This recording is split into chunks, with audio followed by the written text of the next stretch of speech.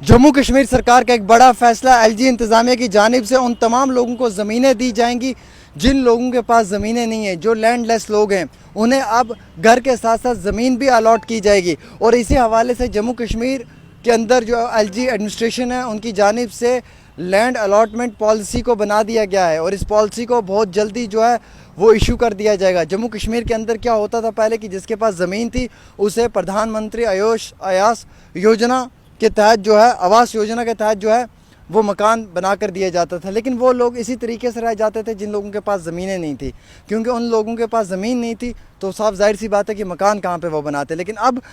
Union territory government ने almost land allotment policy को जो है वो गरीब लोगों के लिए मुकम्मल कर दिया है। इसमें जो है वो कंस्ट्रक्शन होगी हाउसेस के under prime minister Awas Yojana उन लोगों के लिए जो लैंडलेस लोग हैं, जिनके पास ज़मीनें नहीं हैं। पहले तो कोई जम्मू कश्मीर में ऐसे प्राविधान था ही नहीं, कोई प्रोविज़न ही नहीं था कि जिसमें ज़मीन अलॉट की हो उन गरीब लोगों को जो उसी ज़मीन के ऊपर मकान भी बना पाए। लेकिन अब उन लोगों के लिए जो है वो ज़मीनें भी अलॉट की जाएंगी और साथ ही साथ उन लोगों को जो है वो मकान भी बना कर दिए जाएंगे प्रधानमंत्री आवास योजना के तहत। कुछ दिन पहले ही लेफ्टिनेंट गवर्नर मनोज सिन्हा साहब ने एक इम्पोर्टेंस अनाउंसमेंट की है इसी सिफत में, इसी ज़िमन में कि जम्मू कश्मीर के अंदर इस तरीके का कोई भी कानून नहीं था, कोई भी प्रोविज़न नहीं था कि जिससे अलॉट की जाए ज़मीन उन लोगों को जिन लोगों के पास रहने के लिए 2 टाइम का आशियाना नहीं है, यानी कि जिन लोगों के पास रहने के लिए छत नहीं है। मैं ये कह रहा हूँ अब प्रधानमंत्री आवास योजना स्कीम के तहत जो है वो गवर्नमेंट बहुत जल्दी ये कानून लेकर आ रही है जिसके तहत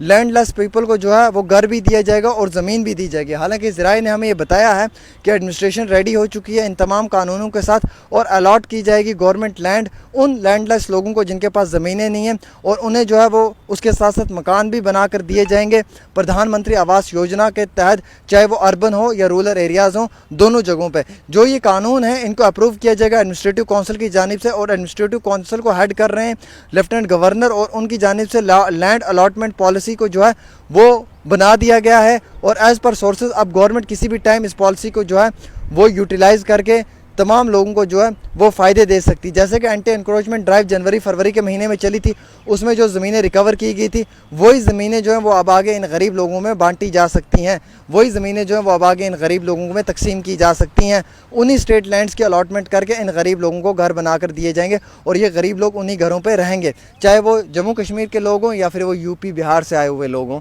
उन्हें भी जो है वो अलॉटमेंट दी जा सकती है क्योंकि अब उनके पास भी डेमोसाइल है, अब उनका भी अधिकार है यहाँ पर रहने के लिए। तो अब साथ ही साथ during anti encroachment drive lieutenant governor साहब ने ये भी कहा था कि हम जो ये रिट्रीव की हुई ज़मीन है इसमें हम स्कूल बनाएंगे, हॉस्पिटल्स बनाएंगे, पब्लिक पर्पज़ के लिए इस्तेमाल करेंगे। और इस साल 2023-24 का जो ये करंट फाइनेंशियल ईयर है इसमें ये बताया जा रहा है कि जम्मू कश्मीर के अंदर जो है वो 40,000 नए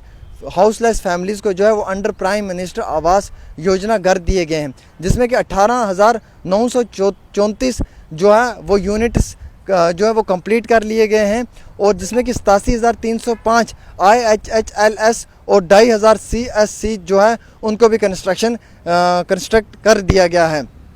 साथ ही साथ अब इस पर्पज़ का ये मकसद है कि गरीब लोगों को जो है वो घर मिलना चाहिए और गरीब लोगों को जो है वो ज़मीनें मिलनी चाहिए। इसलिए प्रधानमंत्री आवास योजना इस स्कीम के तहत जो है वो बहुत कम समय में इस कानून को जो है वो इंट्रोड्यूस किया जाएगा और इस कानून के तहत जो है वो आम शहरियों को पूरा फ़ायदा दिया जाएगा। हालांकि प्रधानमंत्री प्राइम मिनिस्टर आवास योजना ये स्कीम तो है, लेकिन